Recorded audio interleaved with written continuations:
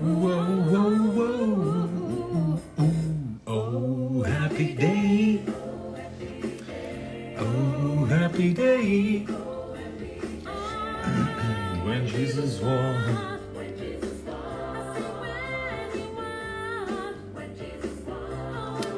Sejam muito bem-vindos a mais um Gente que Vale a Pena.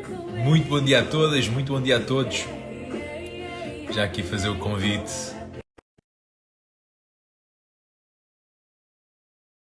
Day, oh happy day, when Jesus walked.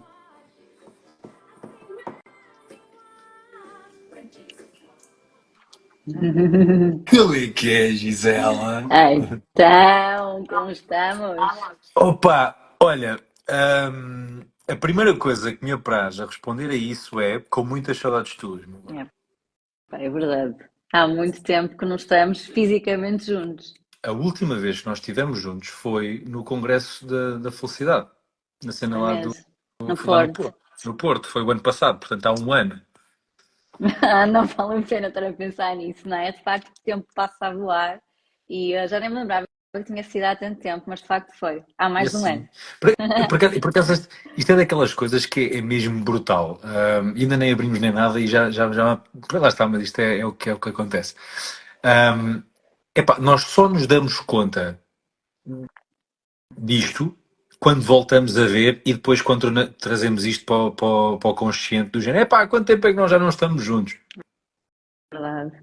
Ai, ai. Verdade. Ora bem, então vou abrir aqui o mote para começarmos já aí na conversa, na vela da palheta. Perdão. Ora bem, Gente Vale a Pena, basicamente é um podcast onde eu convido pessoas com as quais vou cruzando ao longo da vida e que por alguma razão, por algo, intuo que valem a pena. E convido para uma conversa super descontraída que eu gosto de pensar que esta conversa é tida a algures à beira-mar, numa esplanada, a bebermos aquilo que nos apetecer. Ok? Então, Parece muito bem. basicamente é isto. Qual é que é o formato? Sanduíche. O início e o final estão mais ou menos preparados. O meio, esquece lá isso. Esquece lá isso. É tipo, é literalmente como se estivéssemos na tal conversa de esplanada. Nós não preparamos a conversa de esplanada. Ou seja, nós pura e simplesmente encontramos e temos uma conversa. Então, basicamente é isso, estás a ver? Bom, Tipo, quando foi o congresso que nós depois fomos lá para o restaurante e ficámos a tarde toda na conversa. E depois lá verdade. dissemos, tipo, epá, se calhar convinha irmos ver o restante congresso, não é? Verdade. Fizemos o nosso congresso também, na verdade, naquele momento. Portanto, foi uma Claro. boa partilha de Que ideias, como qualquer valeu, conversa boa de esplanada, não é? exatamente, que foi tão bom ou melhor do que o congresso. Porque, pá, tudo acontece por uma razão. Ora bem, então, olha, iniciando aqui o formato, como é que isto começa, Gisela? Comigo a partilhar, na minha perspectiva, quem é que és tu? Ok. Vamos a isso, estou curiosa.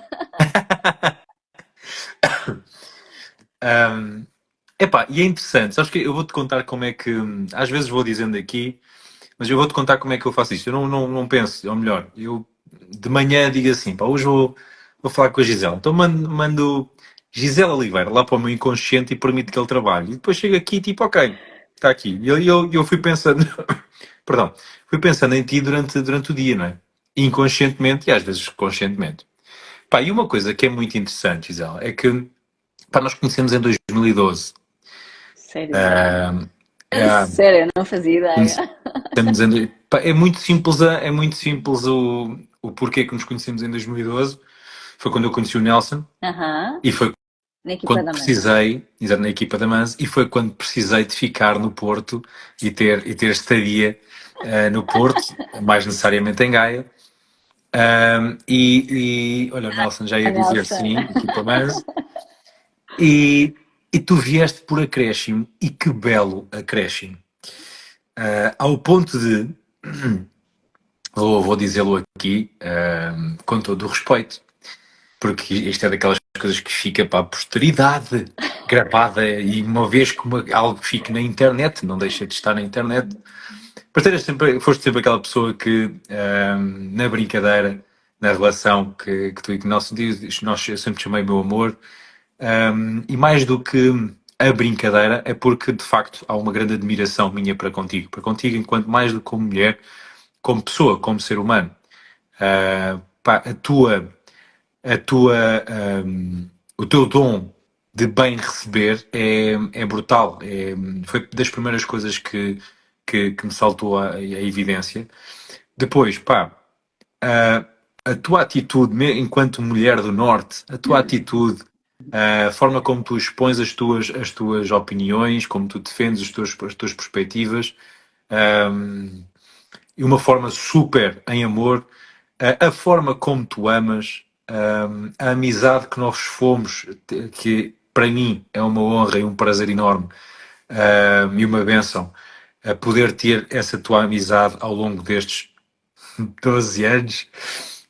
Uh, Epá, e é sempre que eu falo contigo, tenho esta sensação que tive hoje, logo no início, que é, porra, há tempo demais que nós não conversamos. E é bom sentir isto. É mau por um lado, mas é ótimo por outro. Porquê? Porque é carinho, é admiração, é respeito, e é querer, é o querer estar, e é o querer partilhar. Epá, então, tu és esta pessoa que faz levantar todo este tipo de. Pá, pronto, é isto. És esta pessoa para mim. Portanto, olha, vou passar a bola, mas é para ti.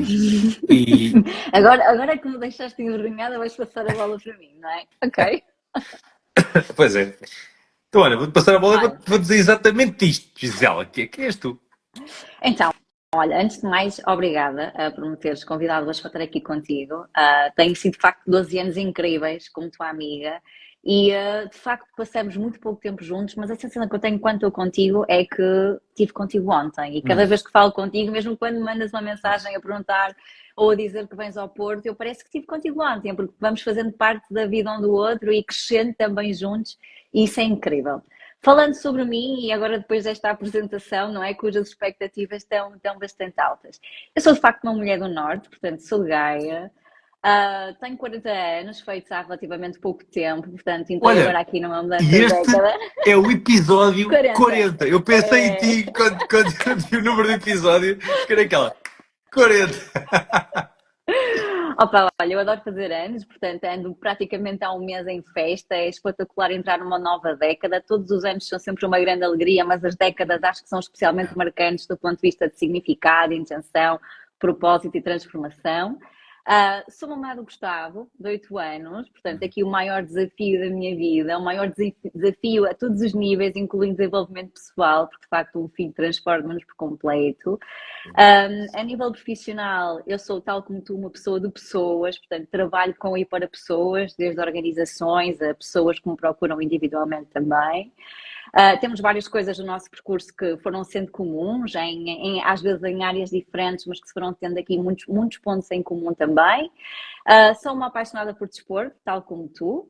Nunca trabalhei nessa área diretamente, mas sou uma apaixonada.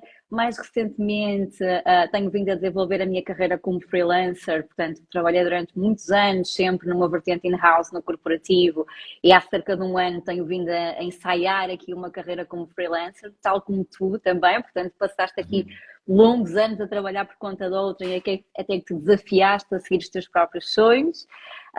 À parte da minha vida profissional, o ano passado fiz aqui algo que já tinha vontade de fazer há muito tempo, que foi viajar, fazer uma viagem imersiva, uma viagem transformadora. Portanto, fui 5 semanas para a Indonésia, aproveitei e fiz uma certificação em Yoga of Emotions, na única escola de Yoga of Emotions que existe no mundo, que é em Bali. Que é liderada por uma professora portuguesa, portanto, grande orgulho nacional representar além fronteiras também. E, portanto, hoje em dia, aquilo que eu faço na minha vida profissional é conjugar um bocadinho de todo o know-how que tenho, quer a nível académico, quer a nível da formação contínua, quer acima de tudo das experiências que vou tendo ao longo da vida, das várias pessoas com quem me cruzo e com quem aprendo imenso. E em que tu, obviamente, és uma dessas pessoas e adoro falar contigo, adoro as nossas discussões, as nossas divagações e de facto levam sempre aqui a pontos muito interessantes de desenvolvimento. Agora disseste isso. Epá, e o que me surgiu na mente, o que eu me lembrei foi um dia em que eu fiquei. Eu fui ficar em tua casa, foi só para estar contigo, não foi? Já não sei se E foi. eu já tive na tua só para estar contigo E também também. já devias ter ficado só, yeah, só para. Epá, e lembrei-me porquê. Exatamente por isso, porque eu lembro-me que quando fui dormir à tua casa, tu ias trabalhar no dia seguinte, epá, e ficámos à conversa, tipo, já não sei até quantas da manhã, Sim. tipo, a falar sobre cenas, tipo, whatever, tipo, tons de desabafos, tons de partilhas, tons de amizade. Epá, e no dia a seguir, eu até tirei uma fotografia, no dia. Tipo, tu tinhas ido trabalhar super cedinho e por muito provavelmente eu depois ia arrancar e tu deixaste-me um post-it. Ah, pois Isto é o foi! dom do bem receber. Tu deixaste-me um post-it a dizer como é que era. Um pequeno almoço Ahm, na mesa, foi algo do género, não? sim, Eu mas deixei foi. que comes tu e umas cenas. Sim, tu deixa, mas é que deixa-me aquilo. ahm, Epá, como é que era? Não era. Que era assim, agora está-me a faltar a expressão. Não é, quando tu embrulhas, quando tens aqui. É pá, quando tens um coisa tipo salva-vidas, tipo primeiros corres. SOS? Ah, não, Não, mas se sim. chamaste. Disseste Kit. uma expressão qualquer. Epá, eu ainda tenho aqui, eu tenho a folha. Se eu for procurar, ainda tenho o post-it para aqui alguns. Kit de. Sobrevivência, Kit acho de eu, não foi? sobrevivência, exatamente. Kit de sobrevivência. Estava-me a faltar a palavra kit. E, epá, eu achei aquilo tão fixe, meu. E depois deixaste lá o cestinho, eu não sei se querias neste turno, não sei o quê, depois eu lembro, mandei tipo, fogo, estavas na dúvida. Pois, então, eu não sei o que é que tu ias querer, está aí tudo. Eu, epá, tão bom. Lá está, a arte de receber, a arte de acolher, a arte de cuidar, que tão bem tu tens. Fogo, brutal. Olha, disseste aí uma coisa muito fixe. Vamos começar por explanar isso, que é, tu és uma pessoa de pessoas. Fala-me sobre isso. O que é que para ti significa? Por acaso eu gosto disto, que é, aí tal, uma expressão que muitas vezes nós ouvimos, mas bora lá dissecar um bocadinho isto e principalmente o que é que significa Parece-me para bem. ti. O que é que Parece-me significa para bem. ti seres uma pessoa de pessoas? Olha, eu desde miúda, eu conto estas histórias algumas vezes. A minha avó, falecida avó, neste momento já Hum, faleceu, ela contava que eu não gostava nem de histórias da carochinha, nem do Walt Disney, nada disso. O que eu gostava hum, mesmo era de saber as histórias da minha família, da minha bisavó, do meu bisavô, o que é que tinham bom. feito, quando é que morreram, onde é que viveram, como é que eles eram. Portanto, desde muito pequena que eu me interesso por saber mais sobre as pessoas, saber os comportamentos que elas tinham, correlações, etc. Portanto, era muito típico isso acontecer. E desde miúda que eu comunico com muita facilidade com adultos. Até naquela altura eu fui criada pelos meus avós até aos 6 anos, portanto só entro na escola com 6 anos de idade. E portanto até aquela altura eu convivia com crianças que viviam no mesmo bairro que os meus avós, mas maioritariamente estava com adultos. Portanto, desenvolvia a comunicação de uma forma muito rápida, era muito curiosa e fazia muitas questões. E esta questão, este traço da minha personalidade acompanhou-me a minha vida toda. Eu sempre que conheci alguém, eu tinha muito interesse por saber o que é que tu fazes, o que é que tu gostas, porque é que tu pensas desta forma, porque é que tu pensas daquela. Questionar e, acima de tudo, estar ativamente a escutar aquilo que o outro tem para me dizer. Yeah. Portanto, eu acho que quando eu digo que sou uma pessoa de pessoas é porque, efetivamente, eu sou curiosa pelas pessoas, eu gosto genuinamente de conhecê-las, de compreendê-las e obviamente que depois de partilhar estas experiências e isto que é viver com elas, passar momentos bons, a questão que tu falaste acho que é um traço característico de mim também, ou seja, o transmitir boas energias, o transmitir boas sensações, o partilhar amor, genuinamente partilhar amor, daí também a boa recepção que eu faço a qualquer pessoa que se atravessa na minha vida. Por isso, quando eu digo que uma pessoa de pessoas tem a ver precisamente com isso, tem a ver com o escutar, com o olhar, com o querer sentir, com o querer descobrir o outro e, da mesma forma, também entregar-me a esse outro e juntos fazermos as coisas fundirem e as coisas acontecerem, seja em que contexto for e seja com que pessoa for, crescermos juntos. Por isso, acho que é um bocadinho isso. Claro que como pessoa de pessoas também tenho os meus momentos em que estou saturada de pessoas, acontece a todos nós. É desafiante trabalhar com pessoas, muito desafiante, mas acho que é isso. Ou seja, eu sinto que só o facto de diariamente eu ter a possibilidade de contactar, desafiar, conhecer e aprender com outras pessoas Eu acho que isso é o que me move claramente na minha vida, é o que me faz acordar todos os dias com aquela motivação para trabalhar, para cumprir no fundo aquilo que eu acho que é o meu propósito. Muitas vezes não está associado ao trabalho, está associado a outras ações que eu tenho complementares, mas que passa sempre por isto, passa por estar, passa por conhecer, passa por sentir, passa por desafiar, passa por escutar ativamente e querer chegar ao outro. Tipo, ne- ne- agora, se começaste agora a ouvir este episódio de Gente que Vale a Pena, volta atrás durante 3 minutos, 5 minutos, para perceberes como é que se ouve, como é que se cuida de pessoas. Vai lá. Pronto. Disclaimer Yeah. importante. Epá, olha, muito bem. Por acaso, sabes o que é que me estava a recordar agora? Estava-me a recordar de a primeira palestra que eu dei numa empresa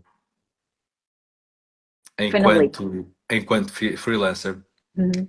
foi por tua responsabilidade. E sou-te muito grato por isso. A primeira vez que eu exerci os meus dotes profissionais numa empresa, foste tu que o tornaste possível.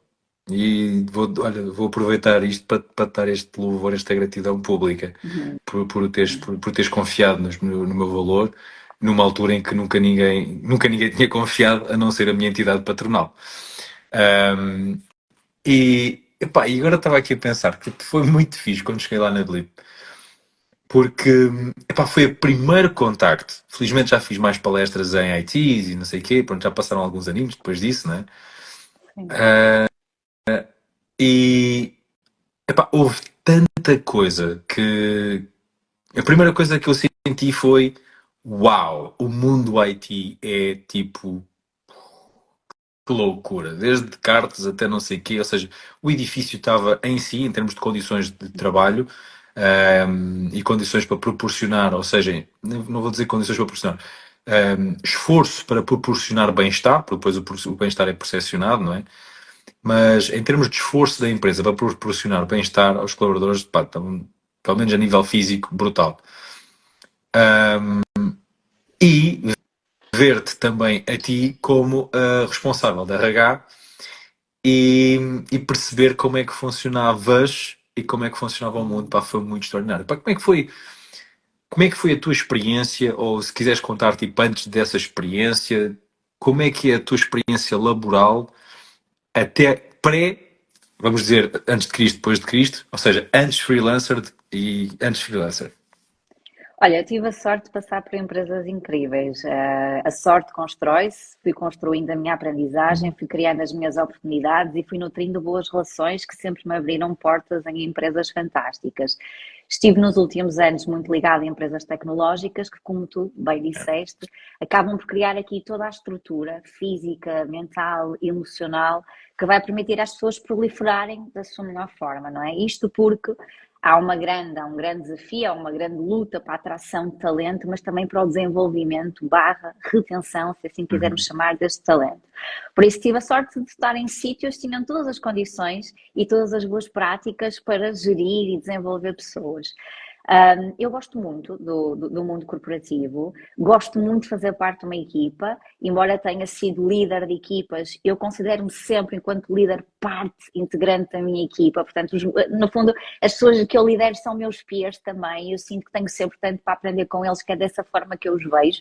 Eventualmente, no papel como sénior, como líder de equipa, é desafiar essas pessoas, é muitas das vezes tirá-las daquela que é a sua zona de conforto e dar-lhes aquela segurança e aquele empoderamento para elas poderem evoluir por elas próprias.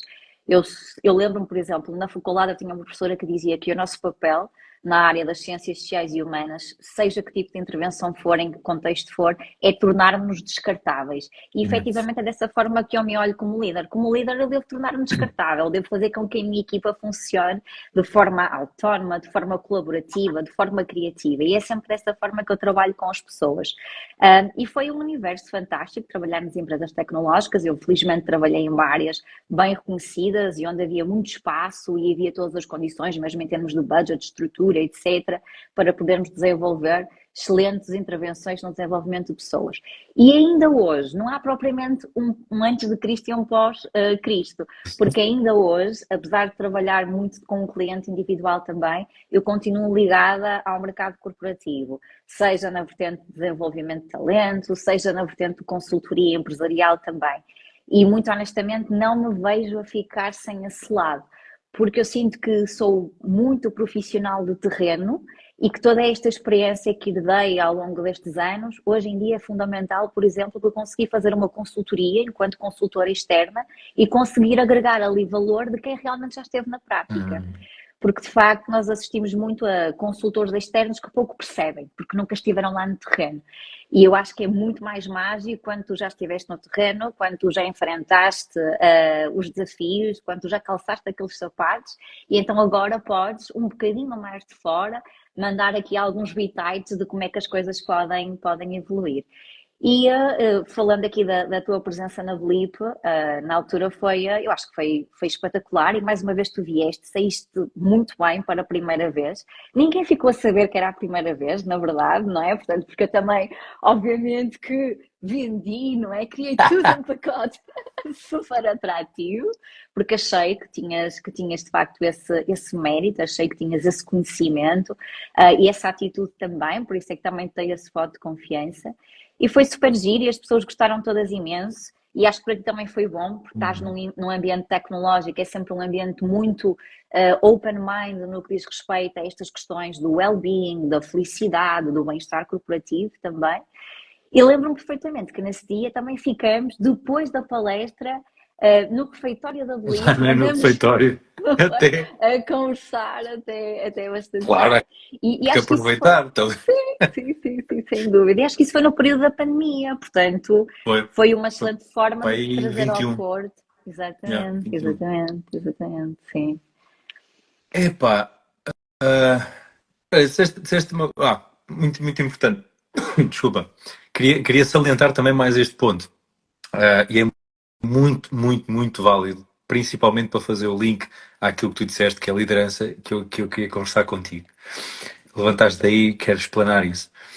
Uma coisa que foi muito interessante, e enquanto líder, e dá para perceber isso na liderança, principalmente quando é algo inato, quando é tipo dom, é a forma como nós damos feedback.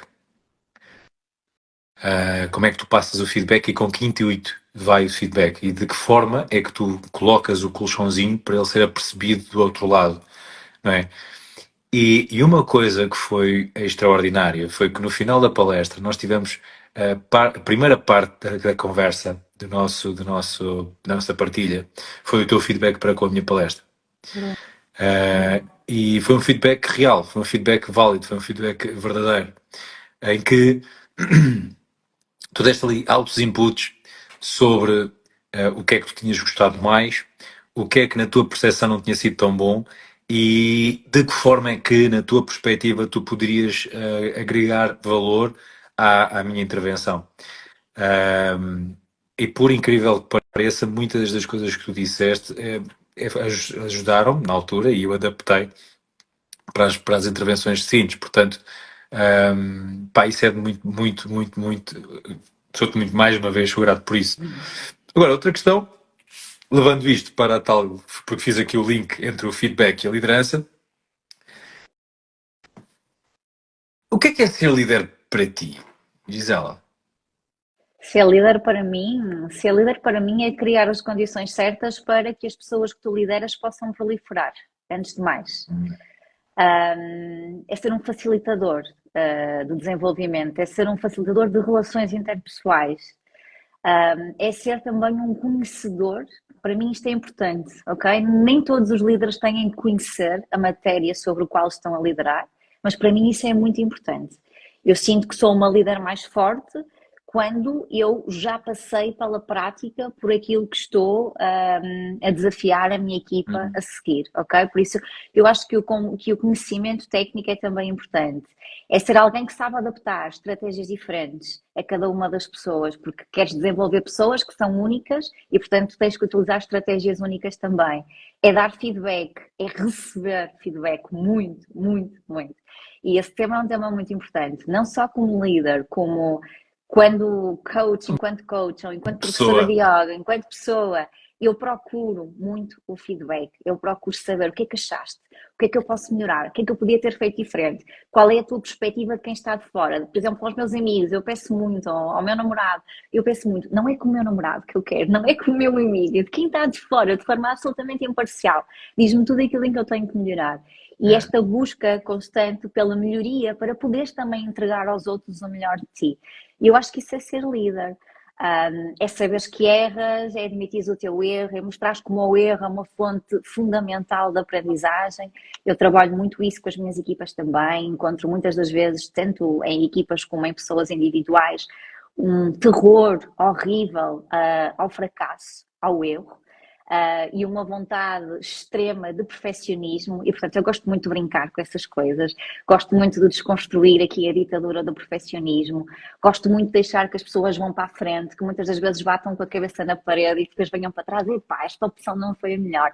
Ok, não foi a melhor, o que é que aprendeste com isto? O que é que vamos fazer agora? Gosto de me divertir a fazer aquilo que faço e gosto que as pessoas se divirtam também, porque acho que na vida este processo de aprendizagem que todos nós temos a oportunidade de ter é divertido, porque se estes erros não acontecessem, não é? Tudo isto era monótono, era linear, era rotineiro e acho que perdia aqui muita piada.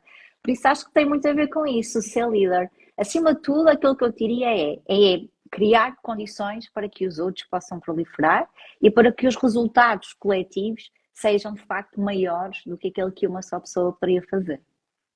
Uau. Pá, muito bom. Olha, por acaso pá, falaste em tópicos, pronto, falaste em todos que são essenciais, brutal.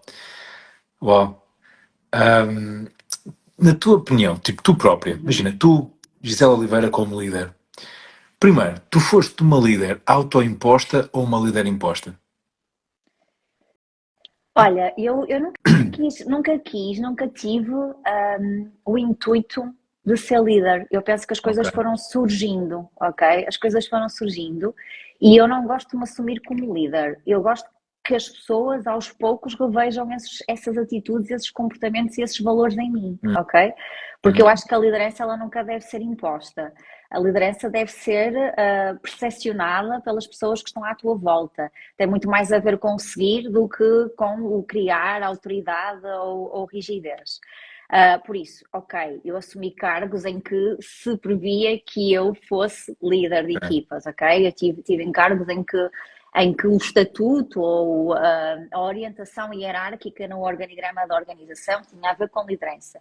Mas isso sem nada tem a ver com aquilo que as pessoas consideram, não é? Eu podia ter esse cargo e as pessoas acharem que eu não era uma líder, que era uma chefe, que Hum, era uma boss e o que quer que seja. Por isso eu acho que essas características sempre foram reconhecidas pelas pessoas que estavam à minha volta e não impostas ou mesmo autoimpostas. Mesmo quando eu faço alguma coisa, eu não faço nesse sentido. Eu acho que as questões da liderança e também estudo muito sobre isso e sobre o caráter inato das mesmas. Tenho aqui uma fonte muito importante, não hum. é? Sobre aquilo que às vezes é o tal Era, gancho. era isso que eu Sim. tinha que perguntar a seguir, que é, sentes que isso, liderança para ti, sentes que que é algo que é teu, natural, ou tu foste desenvolvendo, ou ambos os dois? É os dois, claramente. Eu sou, apesar de haver muitos estudos que falam da componente inata, eu sou muito cética em Uhum. relação ao inatismo das competências ou das características das pessoas, Ok. porque acho que nós somos de facto o produto daquela que é a nossa história de vida. E de facto, eu sou filha única, cresci com um pai empreendedor, cresci com um pai que naturalmente era um líder com características diferentes daquelas que eu tenho hoje, um líder mais autoritário. Eu própria, pelas circunstâncias da vida, os meus pais separaram-se, eu era muito nova, eu tive que criar liderança, muitas das vezes no meu seio familiar também, devido a alguma vulnerabilidade que acabava por existir, e portanto era muito natural para mim. Assim como é natural para mim cuidar, era natural para mim assumir esse papel de líder, cuidador, quando sentia que algo estava vulnerável, frágil e que precisava da minha intervenção. Eu sempre fui muito focada, por exemplo, eu lembro-me que eu era adolescente, a minha mãe na altura não tinha carta de condução, não conduzia e o meu objetivo era que a minha mãe, quando se separou do meu pai, passasse a conduzir, porque eu não queria que ela andasse com os sacos das compras nas É. mãos, achava que não fazia sentido nenhum e então eu meti na cabeça, vou para lá conduzir novamente. Ela na altura não queria, eu não queria um carro com mudanças e eu convencia a comprar um Smart, mudanças automáticas, não é? E ela só dizia, não quero um Smart porque aquilo é um novo, aquilo é extremamente perigoso. E eu sempre munida de factos expliquei todas as características que faziam daquele carro um carro super seguro. E o certo é que compramos o ovo e o certo é que ela começou a conduzir e emancipou-se nesse sentido Oh, da sua independência, na sua mobilidade. E da mesma forma, outras coisas que eu fui sempre tendo, eu fui sempre, acho que ao longo da minha vida, de uma forma muito natural, eu fui tendo visões daquilo que eu queria para mim. E sempre fui muito orientada do género, ok, mais ou menos por esta altura eu gostaria de estar a fazer isto.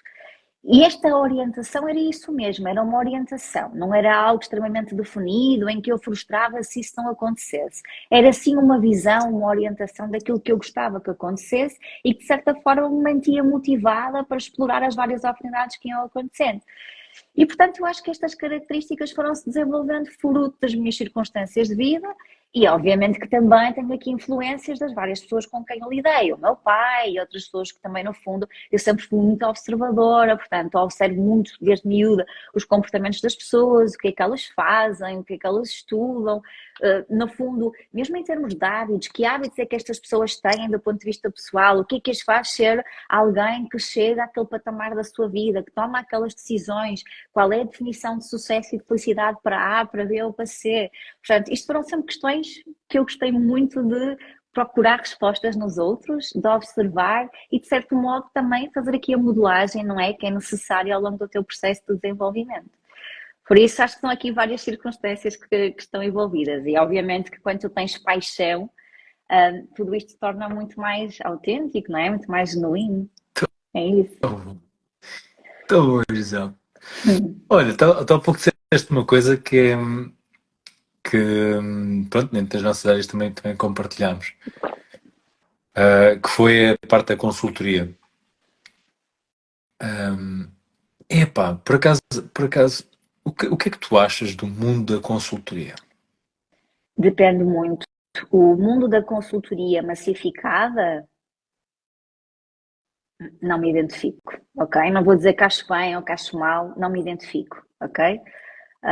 Pela questão que eu já te disse, eu acho que é muito importante nós sermos cuidadosos. Um consultor é alguém que tu acreditas que ele tem conhecimento pleno Hum, para sugerir qualquer tipo de melhoria, qualquer tipo de transformação, qualquer tipo de desenvolvimento.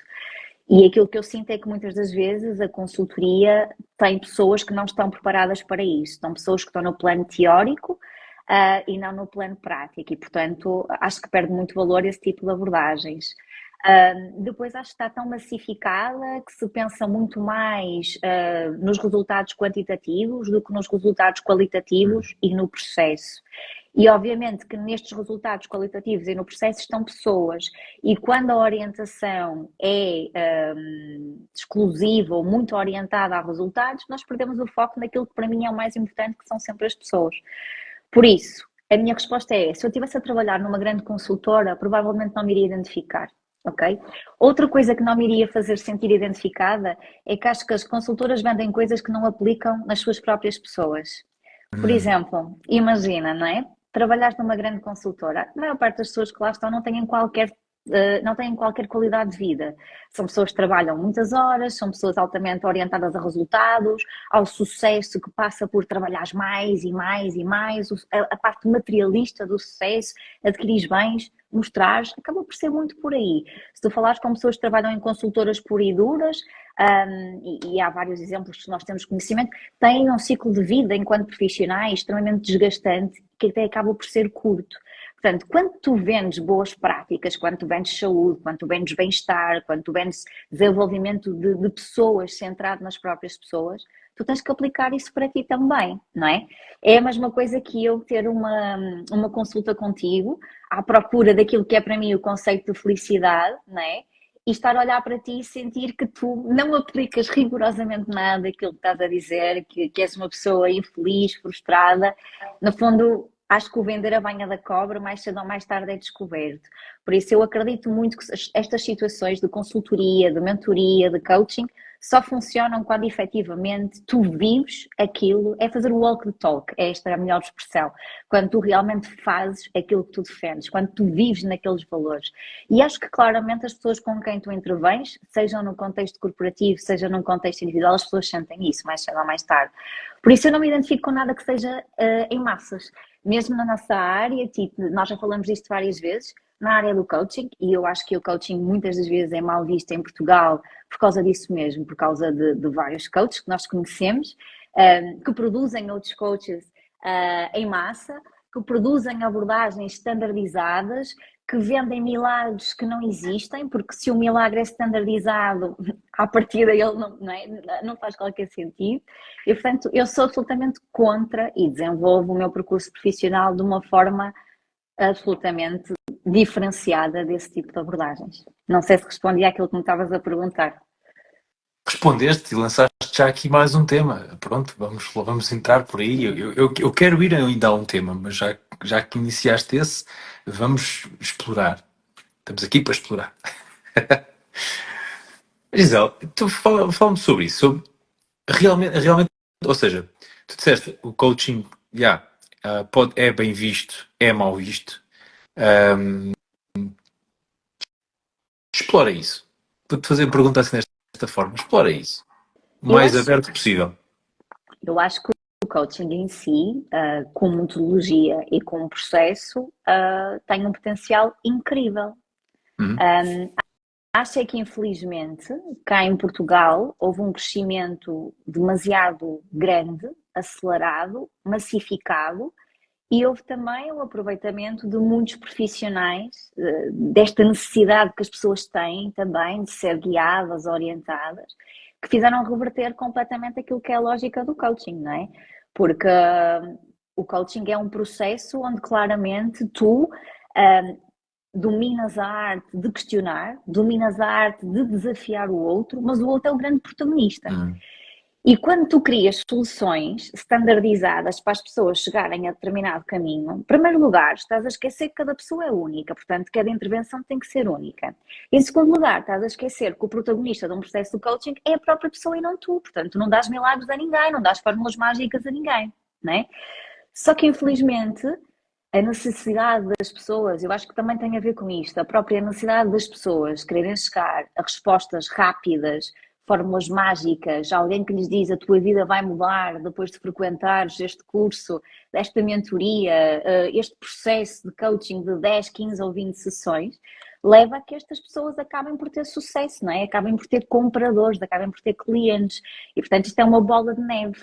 Vai aumentando a oferta, aumenta a procura também e acaba por haver aqui um desvirtuar daquilo que é o processo de coaching propriamente dito, com bases sérias, conforme foi criado, conforme foi pensado e conforme é exercido em muitos países. Eu acho que aqui também é muito uma questão da própria realidade portuguesa, porque noutros países, por exemplo, nós fomos aos Estados Unidos, qualquer pessoa tem qualquer empresário de sucesso, ou de alta performance, o que quer que seja, é básico ter um coach e ser apoiado e desafiado na sua vida pessoal, profissional, por um coach. Cá em Portugal, cada vez mais eu acho que se tem vindo a banalizar, tem-se vindo a associar estas abordagens massificadas, standardizadas e que muitas das vezes acabam por vender a banha da cobra, criam sonhos absolutamente irreais nas pessoas, pessoas que largam vidas porque lhes sugeriram ou prometeram milagres que iriam acontecer e de repente tu vês, não é? Vês-te completamente perdido, mais perdido do que o que estavas quando iniciaste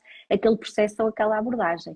E depois, também do lado dos profissionais, tu vês profissionais a trabalharem nesta área, que se assumem como profissionais cheios de ética, cheios de boas intenções, que usam e abusam de pessoas que fazem a formação consigo próprios, consigo com essas pessoas e que usam e abusam, tornando-os estagiários por um tempo indeterminado, levando a que eles acabem por ser os seus discípulos de forma absolutamente gratuita, criam esquemas muitas das vezes de marketing multinível, etc. E acaba por desvirtuar tudo aquilo que eu acredito que é este processo. Bom, pronto, O lado negro existe, é mulher verdade. do Norte, sim, é verdade, e é um facto. Acho que é desafio. Sabe, por acaso vou partilhar contigo uma das coisas que senti. acho que já te disse isto. Não sei se já te disse isto, já partilhei isto contigo. Uma das coisas que mais me desafiou ali em 2001, em 2021, quando lancei o meu projeto, foi exatamente esse. Como é que eu me vou meter?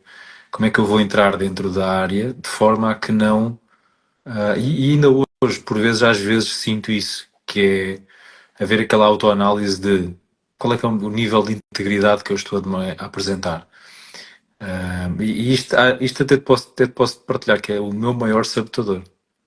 Qual é o nível de integridade que eu estou a apresentar? Tipo, quase como se, pá, todos nós somos humanos, né? E há momentos em que eu não estou feliz e quase como se nos momentos em que eu não estou feliz parecesse que eu não sou um bom coach de felicidade.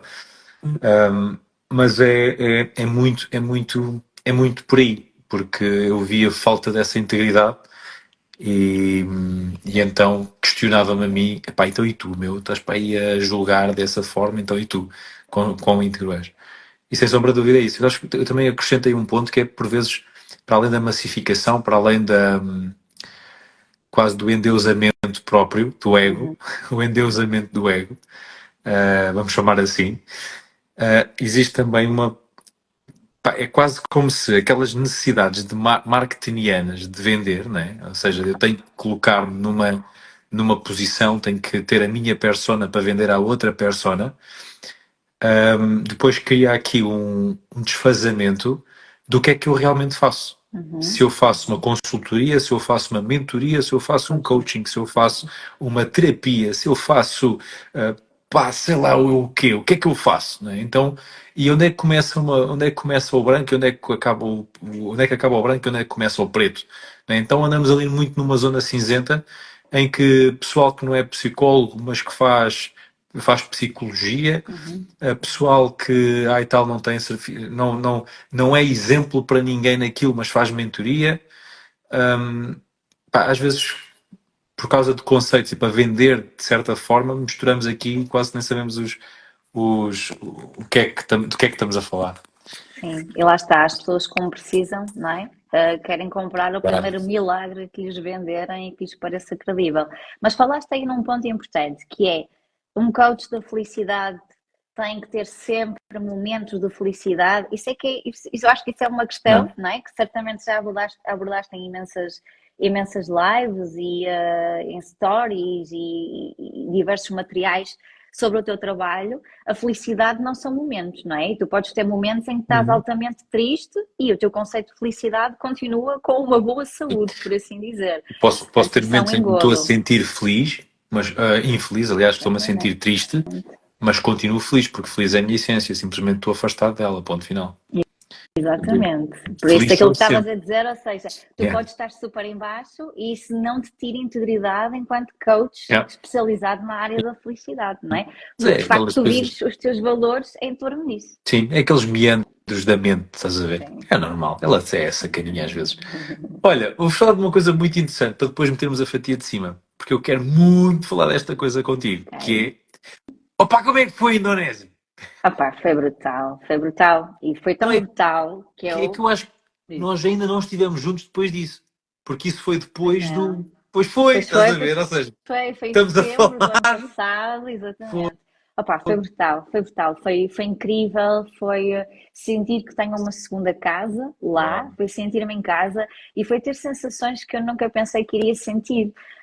Sabes que o maior desafio para mim era estar longe do Gustavo 5 semanas. Eu nunca tinha estado tanto tempo longe de casa e num fuso horário tão diferente, que não era compatível com eu poder ligar a qualquer hora porque ele estava na escola ou eu estava a ter o curso. E eu tive lá vários momentos em que senti uma plenitude tão grande, estava tão preenchida lá, sabia que a minha família estava bem cá. Eu tive, por exemplo, eu lembro-me de estar a passear, estar num Uber de scooter nos Campos de Arroz, numa noite bem escura, e eu ter pensamentos do género: opá, olha, se neste momento, se eu morresse, morria plenamente feliz e plenamente realizada. E uau. eu acho que isto, ainda por cima, quando tu és mãe, porque o medo de morrer é um medo enorme das mães, não é? Eu acho que isto significa claramente que eu estou alinhada com aquilo que é, aquilo que eu queria fazer e aquilo que me fazia sentir realizada como pessoa, como mãe, como tudo aquilo que eu represento. E, portanto, desse ponto de vista, foi um preenchimento fantástico. Aprendi imenso da própria cultura balinesa, que acho incrível, que bebe aqui muito também das tradições e da religião hindu. Adorei a essência do curso, porque é um curso de yoga, mas muito aplicado e muito sustentado aqui pela vertente das neurociências também, pelo facto de ser um yoga of emotions, portanto um yoga que trabalha muito aqui a questão das emoções. Nós aprendemos imenso sobre das neurociências, sobre o sistema polivagal, o que é o nervo vago, como é que determinada emoção vai acumular tensão em determinada parte do nosso corpo e como é que as diversas posturas do yoga podem ajudar no alívio dessas tensões. Aprendi imenso sobre mindfulness, meditação tradicional também, padrões de respiração e, portanto, são tudo práticas que eu hoje em dia consigo aplicar, quer no contexto individual, quer no contexto de grupo. Mais ainda, o meu grande desafio era trazer isto para o mercado corporativo, ou seja, não chegar apenas ao cliente individual, que já vai por si fazer aula de yoga, mas conseguir chegar às organizações e desafiar as organizações a serem mais plenas, mais conscientes, mais centradas no momento presente e distribuírem também mais empatia, mais amor. E, portanto, o meu projeto tem muito a ver com isso também, ou seja, tudo aquilo que eu aprendi lá em Bali, eu acabei por trazer para cá e hoje em dia implemento aqui nas organizações e nas pessoas com quem atendo também individualmente. Mas deixa-me contar-te uma novidade que ainda poucas pessoas sabem. Eu gostei tanto, tanto de estar em Bali, que acho que acabo por trazer essa paixão cada vez que falo para os meus alunos e este ano fui desafiada no próximo ano lançar um programa à Indonésia, uma viagem à Indonésia, que vai ser uma viagem imersiva, onde vou levar alunos meus a conhecerem vários dos sítios onde eu estive, a imbuírem-se ali ao máximo da cultura balinesa também. E ao longo dessa viagem irá haver aqui práticas de Yoga of Emotions, Mindfulness, Journaling, a parte de escrita terapêutica também. Portanto, vou fazer aqui um sonho, que é levar pessoas a conhecerem uma casa, um país que realmente me disse tanto e ao mesmo tempo contribuir para o desenvolvimento pessoal delas, transformar aqui uma viagem em algo efetivamente imersivo. E, portanto, neste momento estou a fazer o plano todo. Estou super excitada, né? Estou a planear os vários locais, os transferes, tudo, e pá, e é incrível. E acho que é que realmente quando tu sentes esta paixão dentro de ti, tu estás plenamente pronto a entregar o teu trabalho aos outros. Uau, mesmo. Vai Uau. ser muito fixe. Quando tens esta paixão dentro de ti, que estás fogo plenamente preparado para entregar o teu trabalho aos outros. Bem, vamos carimbar. Carimba, mano. Olha, quais é assim, tipo, pum, três coisas que tenhas trazido dessa experiência para ti, para a vida? Clarividência e como obter clarividência. Engraçado que nós lá somos muito mergulhados na cultura da intenção e de pedir aos deuses aquilo que queres para a tua vida. Uau. A maior parte das pessoas acaba por pedir sempre aquilo que é mais comum: saúde, paz. E desde o início, o meu intuito era clarividência. Eu queria ser uma pessoa que conseguia ter mais clarividência quando era necessário tomar uma decisão. Eu sou balança e do ponto de vista das decisões eu sou uma pessoa que ando sempre ali muito naquele equilíbrio entre razão e emoção.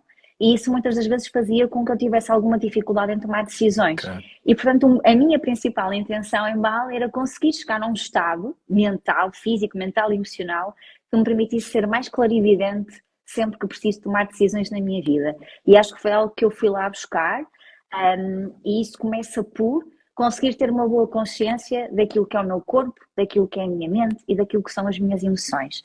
Aprendi sem dúvida alguma a estar mais atenta a esta simbiose que existe e ao estar mais atenta a esta simbiose eu consigo ter mais clarividência quando preciso tomar uma decisão, porque consigo trazer essa conexão comigo própria, ok? Diria também que aqui a questão do foco na saúde e no bem-estar foi muito importante para mim.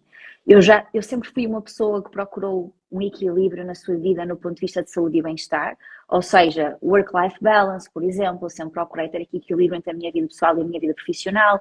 Eu nunca me senti satisfeita só por ser uma profissional de sucesso ou só por ser uma pessoa ou uma mulher a nível pessoal de sucesso. Portanto, sempre quis ter aqui a combinação e o equilíbrio harmonioso entre as várias dimensões e contextos de vida, e acho que Bali também me deu isso. aprendeu-me a aceitar mais que há muitos momentos de desequilíbrio na nossa vida e que é na gestão, eu costumo dizer, é na gestão harmoniosa destes desequilíbrios que eu construo o equilíbrio da minha vida.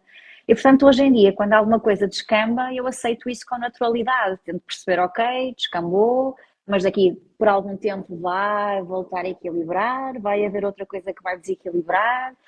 Sempre que surge algo que é imprevisto, e este ano eu tive alguns episódios assim, nomeadamente com a minha saúde, sempre que surge algo imprevisto, eu, ok, aceito, foco-me na resolução, foco-me na minha calma interna, na minha perseverança e espero que as coisas fluam e no processo vou aprendendo bastante. E isto foram tudo ensinamentos que eu trouxe de Bali. Obviamente que eu tive a ter uma formação muito intensiva, não é? Portanto, não foi apenas a viagem, foi todo o contexto que esteve aqui associado. E claramente hoje em dia sei muito melhor para mim o que é que quero, o que é que não quero, o que é que são os meus negociáveis e os meus não negociáveis. Uau. Olha, vamos meter aqui a Santos de cima. A fatia do pão de cima para fecharmos a Santos. Hoje diz ela, a fatia consiste em 20 questões. Aguentas? Antes é isso. Isto pode demorar 5 minutos ou 5 horas. Ok. Não sei. Nada, nós vamos agilizar aqui o processo. Gisela, qual é que é o teu segundo nome? Sofia, Tu és Gisela Sofia. sou. Não fazia a mínima ideia. Verdade. Nem nunca tinha ouvido. Gisela Sofia. E ouvias muitas vezes? Gisela Sofia. Não, por acaso não. A minha avó, a família Hum. paterna, os meus avós paternos, eu era a Sofiazinha. Portanto, eu cresci a ser a Sofiazinha. Quando entrei para a escola, passei a ser a Gisela para toda a gente. E em casa, quando o meu pai estava chateado comigo, era Gisela! E ponto. Ok. Portanto, nunca foi Nunca Gisela segui. Sofia. Não. Normalmente são mais as mães. As mães é que gostam muito de utilizar o segundo nome. Talvez. Tipo, Mas a minha a não. minha mãe Por acaso não. utilizava Tito Fico Benjamin. Tito Benjamin. Benjamin. Ok, Sentido. ok, está bem. Olha, quais é que são, ou qual é que é, ou quais é que são aqueles hábitos ou hábito que tu não prescindes no teu dia a dia? Olha, um dos hábitos que eu mais amo ter é ler. E tento não prescindir no meu dia a dia de ler, pelo menos um pouco todos os dias, ok? Depois, outra coisa que para mim é fundamental é treinar. E quando não treino, descampo por completo. Sinto que me desequilibra muito. Portanto, isso é daquelas coisas que eu não gosto de negociar. E de preferência treinar logo de manhã, porque sinto que enfrento o meu dia com um foco e uma produtividade muito maior. E obviamente que está com a minha família, não é? Isso é a base das bases. Um ou mais, whatever, um sonho que tu tenhas que possas, queiras partilhar. Eu tenho muitos sonhos, na verdade. Um sonho que eu tenho passará por um dia não viver em Portugal, poder trabalhar noutro país, quando o Gustavo for crescido, ter a oportunidade de, se calhar, viajar para um país da Ásia e ficar lá a trabalhar remotamente. Eventualmente ter alguns investimentos cá em Portugal para que o meu trabalho lá não tenha que ser um trabalho que depende do meu Hum, rendimento, para que eu possa entregar às pessoas, voluntariar-me para entregar o meu trabalho às pessoas sem ter a componente financeira associada. Acho que isso me iria dar um prazer incrível, não só por poder entregar-me a diferentes pessoas, conhecer diferentes culturas e países e ao mesmo tempo não ter a componente financeira associada àquilo que eu faço, que é algo que é importante para mim também. Todos nós precisamos de ganhar dinheiro, mas na verdade eu não gosto de sentir que trabalho por dinheiro. Eu gosto de sentir que eu trabalho e por retorno obtenho dinheiro. magnífico. Gisela, se a vida fosse um jogo, quais é que seriam 3 regras para ti fundamentais? Sempre colocar no lugar do outro quando tenho que tomar alguma Ok? decisão. Um, não dar a minha opinião sem ser questionada para. Isso é muito importante. E acho que fiz muitas vezes, acho que muitas vezes ao longo da minha vida não fiz isso. Um, Eu acho que efetivamente é saberes de uma forma muito clara quais é que são os teus valores e as tuas prioridades. Isso diria que é a regra base. Só a partir daí tu podes ter a vida que tu realmente queres. Se tu não sabes isso, não sabes aquilo que estás cá a fazer, nem sabes aquilo que estás cá a construir, diria isso. Uau, uau, tudo bem. Bom jogo. Tens algum super-herói ou super-heroína preferido? Não, não tenho. E nem ligo nada a isso. Portanto, sou a pior pessoa Nem, para falar de personagens, nem de com o teu heróis. filhote? Também não, muito honestamente. Ele tem, obviamente, que vê as séries dele e isso, mas não tem nenhum favorito. Mesmo quando é para fazer festas de aniversário, que para muitas crianças há logo aquele super-herói É. que queres daquele tema, o Gustavo é muito desligado dessas coisas. Sabes que ele é muito parecido a muitas coisas comigo e com o Nelson. É um miúdo de pessoas também, Uhum. de meter conversa e o que ele gosta é de fazer coisas físicas de Imagina, preferência e conversar com te pessoas. imaginar, tipo, Portanto, acho que é um daqueles bolos dos hipermercados, pá, dizer parabéns e está feito. Eu quero é, tipo, vai, os meus convidados, bora.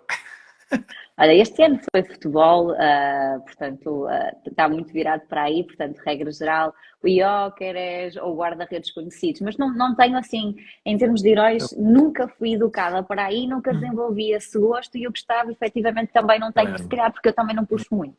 É, boa. Olha, referências tuas, no que tu Referências quiseres, quem tu minhas. quiseres. Olha, tenho muitas.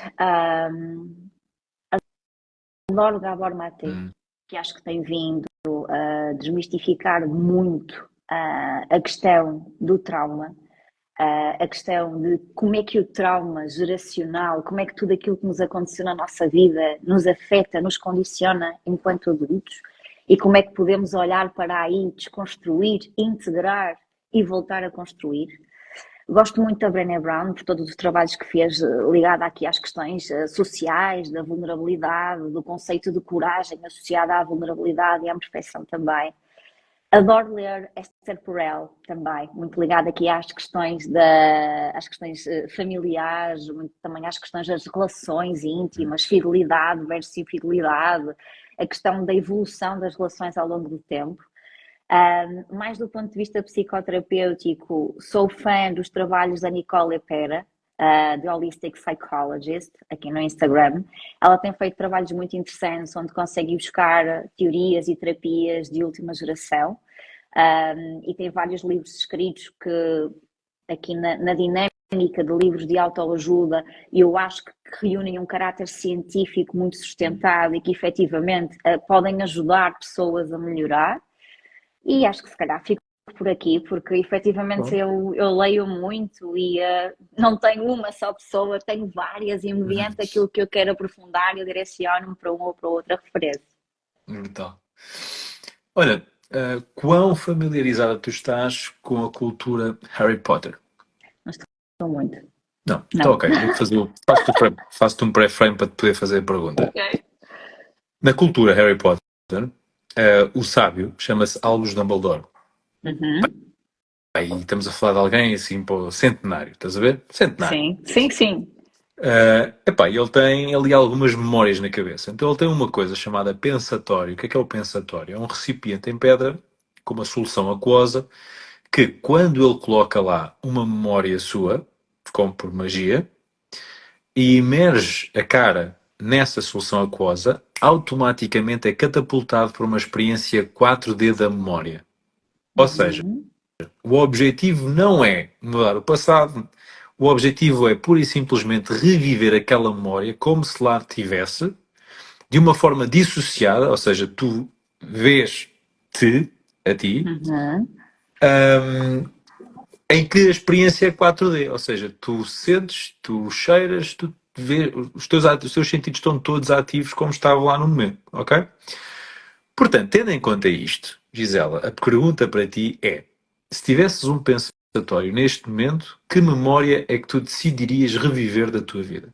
Mas esta memória não tem que ser necessariamente algo negativo, certo? Não, não, não, não, é Ok, tu é que ok. escolhes. Tu é que tu é uma memória qualquer do teu banco de memórias. É da tua, das tuas, do teu armazenzito.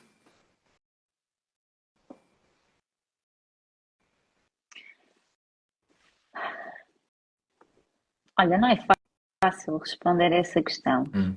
Primeiro porque eu não sou propriamente uma pessoa que vai buscar memórias. Mas diria que acho que é um bocado lógico. Diria que o nascimento do Gustavo, e toda a forma como encarei esse momento, o pós, todo o processo, todo o turbilhão de emoções, que uma mãe e um pai vivem a quando do nascimento de um filho é tão Hum. gigantesco e é um momento em que te é feito um apelo para te conectares tanto com a tua essência animalesca também, com a tua intuição, que eu acho que foi, de todas as minhas experiências de vida, aquela que foi mais transformadora. Foi aquela em que, sem pensar rigorosamente sobre o tema, eu agi de forma intuitiva em muitas circunstâncias. E nem sequer sabia o que eu estava a fazer. Hum. Eu, na altura, chamava-lhe a experiência é animalesca, porque efetivamente eu sentia que eu não pensava, o meu corpo agia por mim, em muitas circunstâncias, a minha mente ia por mim, sem eu sequer racionalizar a questão. Por isso seriam essas memórias, memórias muito felizes, memórias muito desafiantes, os choros de um bebê, a aflição que isso te causa, a felicidade, a bolha de amor que se vive numa circunstância dessas. E acho que sim, acho que seria essa a mais marcante. Uau, uau. Olha, se pudesse escolher qualquer pessoa da história da humanidade para um jantar, quem seria?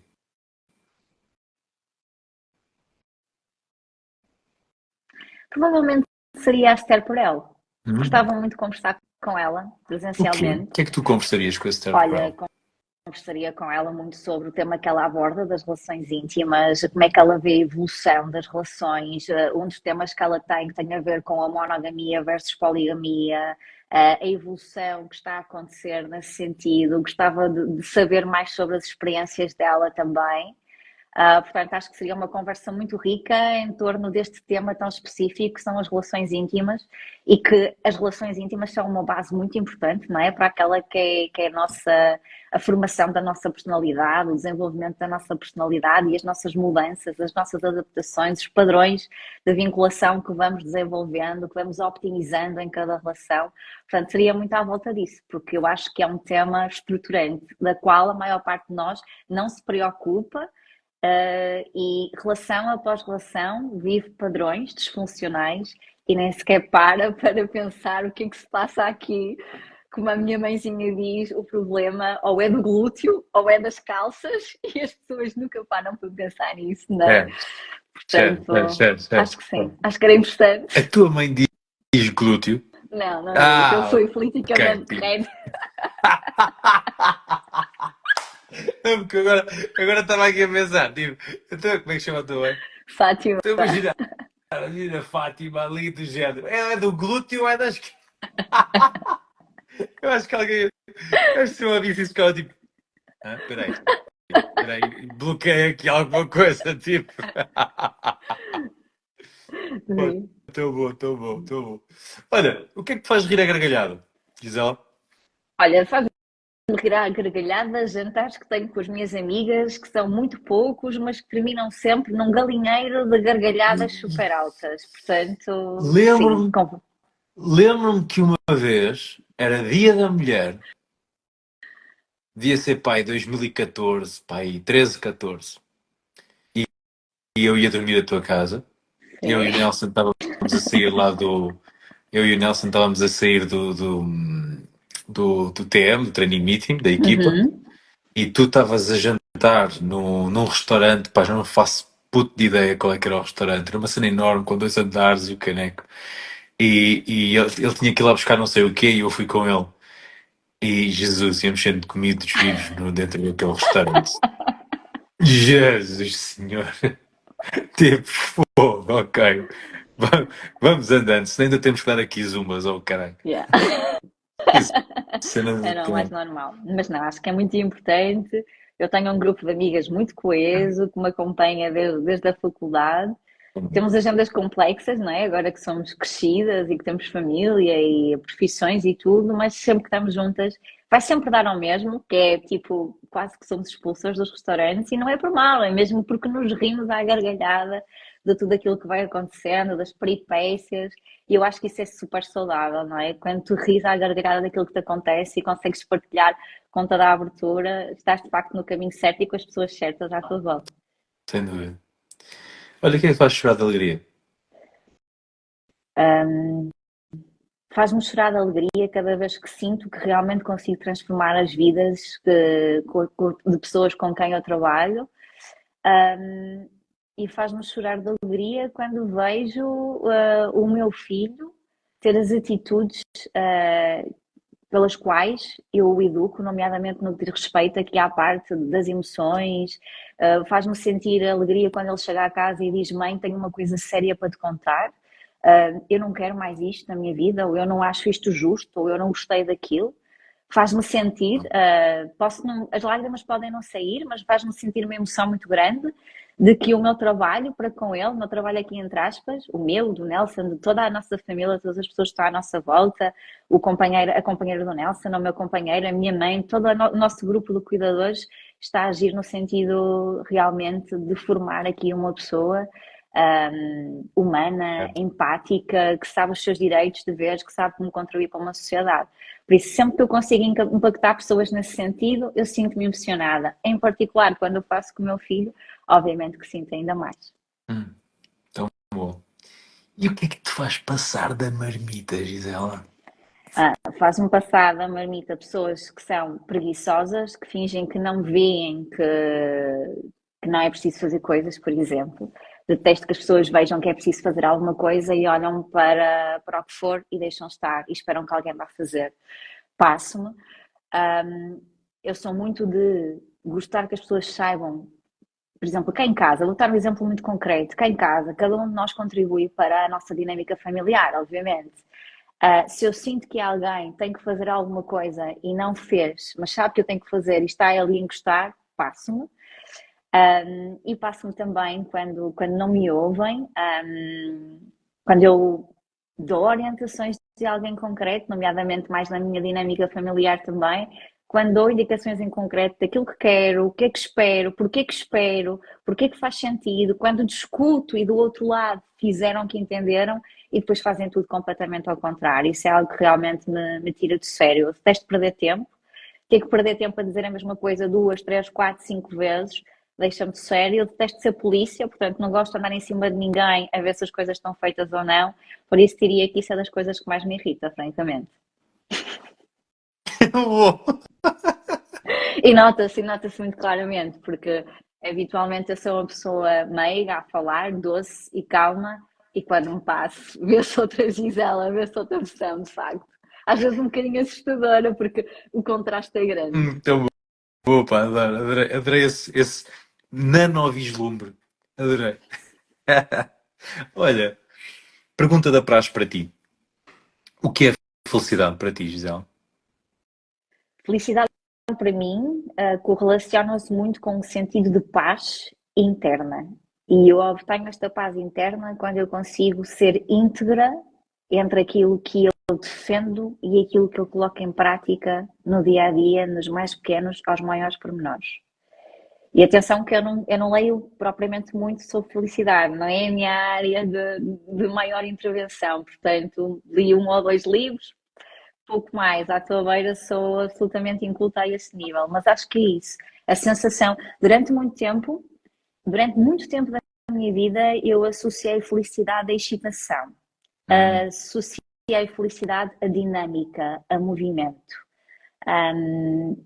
E hoje em dia, claramente, eu sinto que felicidade é aquele estado de paz que, onde quer que eu esteja, com quem eu estou bem. E eu estou bem porque eu estou bem comigo, com aquilo que eu sou, com aqueles que são os meus valores e com aquilo que eu represento também em sociedade para os outros. Ou seja, aqui a questão da integridade. obrigado. Muito bom. Olha, reta final. Filme ou filmes da tua vida? Olha, eu também não sou uma pessoa de criar grandes memórias em filmes. Isto deve ser algum problema que eu tenho, não sei. A minha memória não é eterna, portanto, não é eterna, não é ilimitada. Por isso eu tenho alguns Muito, muito constrangimentos no que diz seletiva. respeito. Sim, é muito seletiva e eu acabo por não ter um filme favorito. Tenho vários. Claro que por toda a dinâmica de Bali, o comer horário a mar é um Claro. deles. Olha, muito recentemente vi um filme que adorei muito, que se relaciona também com o meu trabalho e com a importância de cada um na sociedade, que é O Estagiário, que eu nunca Ah, tinha visto, que pá, é um tão bom. clássico Tão e bom. adorei. Uhum. Sim, sim. Ahm, Lembro-me também que vi um no cinema que era o Home, que era o caso de uma criança que tinha sido abandonada, Uhum. e que ficou muito tempo presa, presa numa casa, e portanto há todo o processo dela sair dali.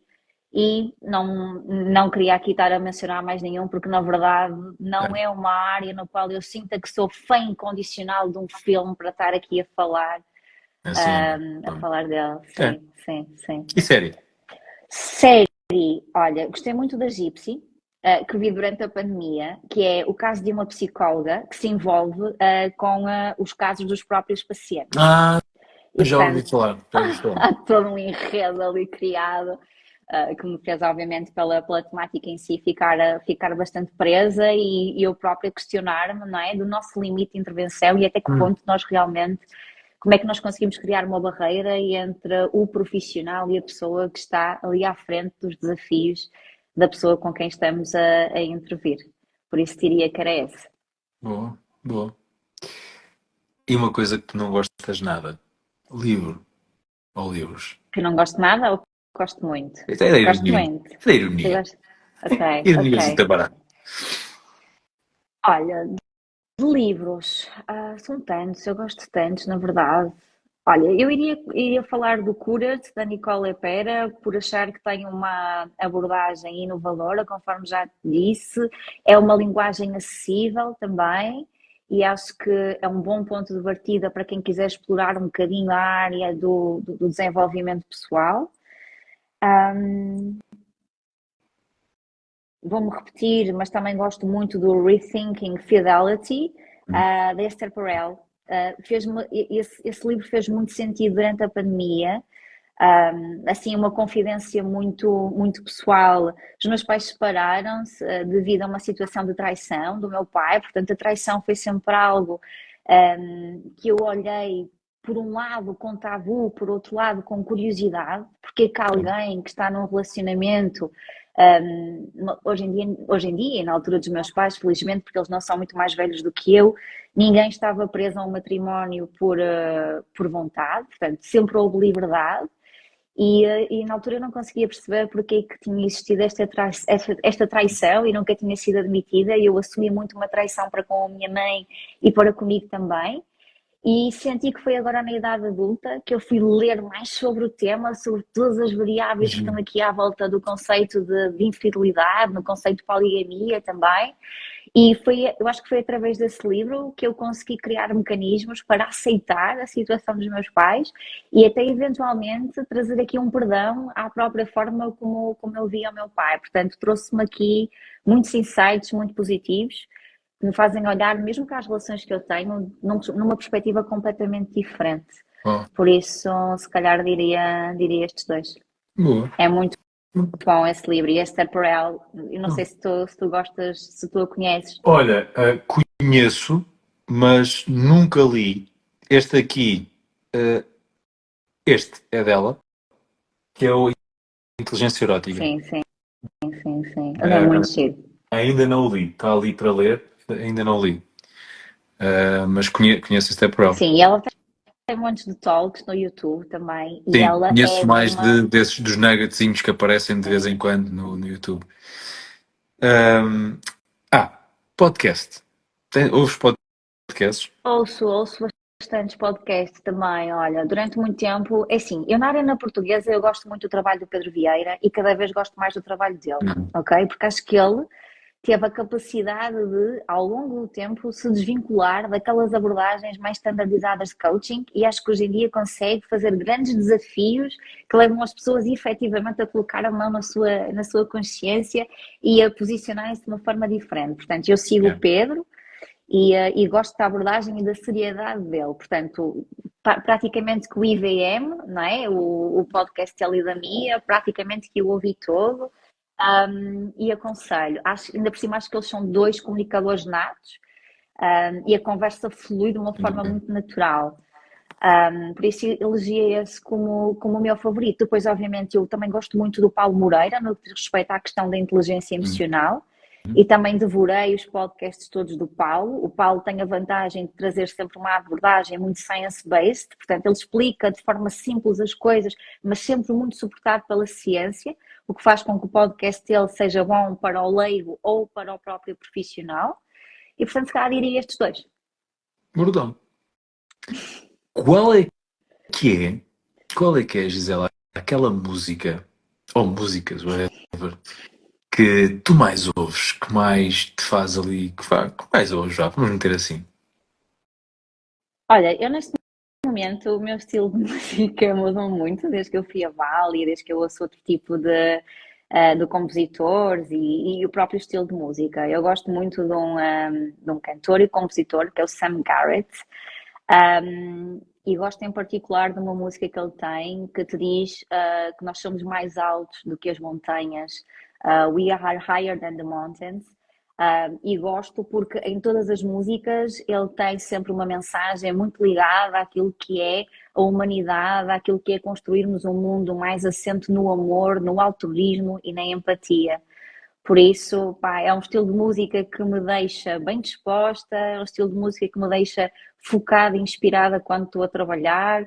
Tento levar também para as minhas aulas de yoga. Fui ver o concerto dele em Portugal este ano, em setembro, e adorei. Foi super intimista, superou as minhas expectativas e eu, regra geral, sou uma pessoa que tem expectativas muito altas, por isso a possibilidade de as frustrar é sempre muito grande. E eu fui para aqui, pá, por muito que eu quisesse não ter expectativas, eu como gosto tanto dele, fui com expectativas e Claro. isso no final cheguei ao fim e disse, pá, valeu-me uma pena, foi incrível. Por isso seria esse. Uau, Esse e cool. essa música em específico. Boa. Última questão para ti, Gisela. Quem é que tu amas e como é que tu o demonstras? Obviamente que a primeira, a primeira pessoa que vou responder é o Gustavo, não é? Amo o Gustavo acima de tudo e qualquer coisa e demonstro com todo o cuidado, carinho, atenção, liderança e dizendo-lhe inúmeras vezes: sabes que te amo. De seguida, a Ana, minha mãe, de uma forma incondicional, também é uma grande fonte de inspiração para mim, principalmente por este lado de aceitar o outro incondicionalmente. A minha mãe é uma pessoa que teve possibilidade de estudar pouco, é filha de famílias humildes. Teve muitos desafios na vida dela e a minha mãe sempre teve a capacidade de perdoar e de aceitar o outro genuinamente. Nós fizemos uma viagem ao Brasil quando eu tinha cerca de 11, 12 anos. Foi assim a viagem mais marcante para a minha mãe. E lá conhecemos um senhor em São Salvador da Bahia que disse uma frase que é: eu posso não ter muita coisa, mas eu amo muito aquilo que eu tenho. E a minha mãe, essa frase tocou-lhe tanto que a minha mãe replicou e trouxe essa frase para a vida dela e diz muitas vezes isso. Ela é claramente uma pessoa que dá sem procurar receber.